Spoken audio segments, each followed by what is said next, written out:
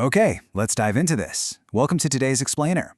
We're looking at a super fascinating breakdown from Blueprint Financial about how people actually build wealth in Canada today. You know, there's this really common misconception out there that making more money automatically equals having more wealth. But as we're going to see, your raw income, it doesn't actually dictate your financial future. So what actually moves the needle? It's your strategy. We're going to break down exactly what smart earners are doing at 3 major income milestones, the traps they fall into, and how you can map out your very own wealth-building journey. This quote right here really grounds our entire discussion today. Your income alone won't determine your financial future, but your strategy will. Whether you're a recent grad just figuring out your first paycheck, or a tech professional or physician making multiple six figures, the playbook changes. Smart Canadians use highly targeted strategies at absolutely every level to cut their taxes and scale their wealth. And today, we're looking at exactly how they do it.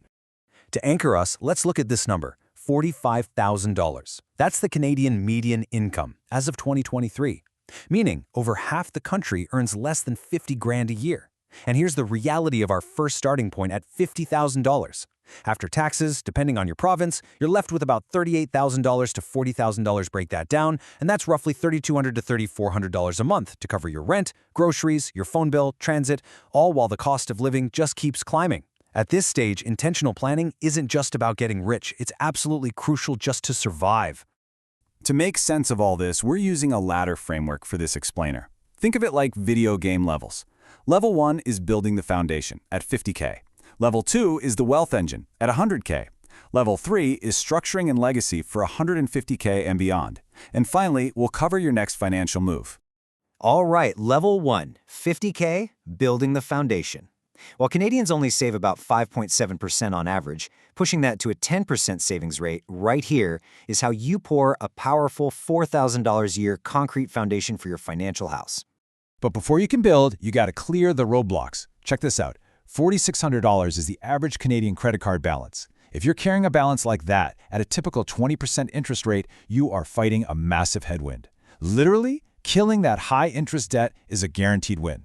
By wiping out a balance of roughly $5,000, you immediately save $1,000 or more annually in interest alone. That's instant cash flow going right back into your pocket. At level 1, there are 3 core habits you need to lock in. First, build the foundation. That means a simple budget and at least a 3-month emergency fund. Also, make sure you're claiming every single credit you're entitled to, like the Canada Workers Benefit or tuition carry-forwards. Second, plant seeds. Start investing small amounts into low-fee ETFs. And third, you need to proactively boost your income. I mean, you can only cut so many expenses, right? Eventually, you got to grow the top line.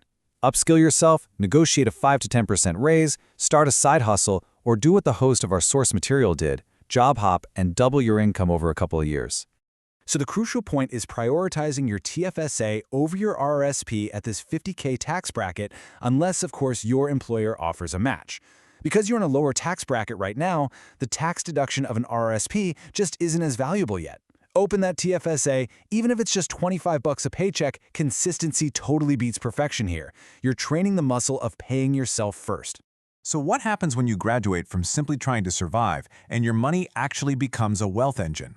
We're leaving the foundational stage and entering the optimization phase.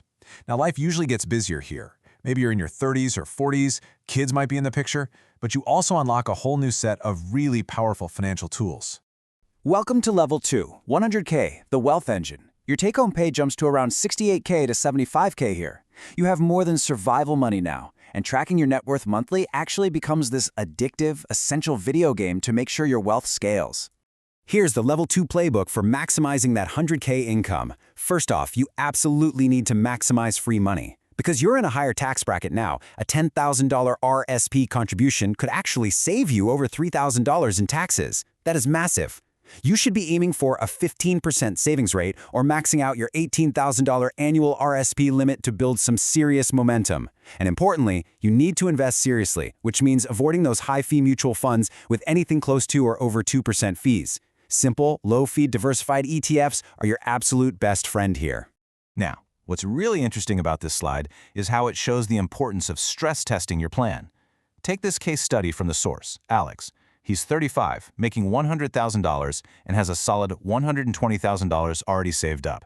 He wants to retire at 60, Well, if he spends $60,000 a year in retirement, adjusted for inflation, his plan completely fails. He literally runs out of money at age 84. But look at the alternative.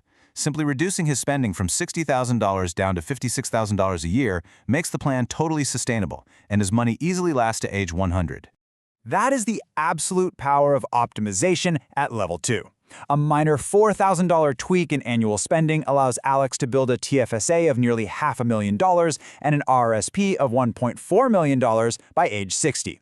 It just proves why updating your plan for life changes, like a promotion, an inheritance, delaying CPP, or just reining in spending by a tiny fraction, is so critical. It creates decades of absolute financial peace of mind later on. Moving up to level 3, $150K and beyond, structuring and legacy. Welcome to the High Earners Club. We're talking incorporated consultants, physicians, and digital nomads. The personal finance basics are done, but man, the complexity multiplies exponentially here. And this brilliantly illustrates the ultimate high earners dilemma: 50%. Despite earning top-tier money, high earners face a massive hurdle. They get hit with Canada's highest marginal tax rates, sitting at over 50%. Combine that tax drag with lifestyle creep, the bigger house, the nicer vacations, and a lot of these folks end up asking, I make great money, where does it all go? They feel completely stuck. But the good news is, earning at this level unlocks some serious advanced financial tools. You now have access to things like corporations, holding companies, family trusts, individual pension plans or IPPs, and international tax planning. However, these tools are totally useless on their own. They only work if they're structured with a clear purpose, designed specifically to scale with your growing income and protect your assets. A prime example is corporate structure. So what does that actually mean? Well, it means using an incorporated entity to aggressively defer your taxes, separate your business assets from your personal ones, and strategically balance whether you pay yourself in salary or dividends based on your goals. It also opens the door for using corporate-owned life insurance for tax-sheltered growth and allows for proper exit planning if you ever want to sell the business.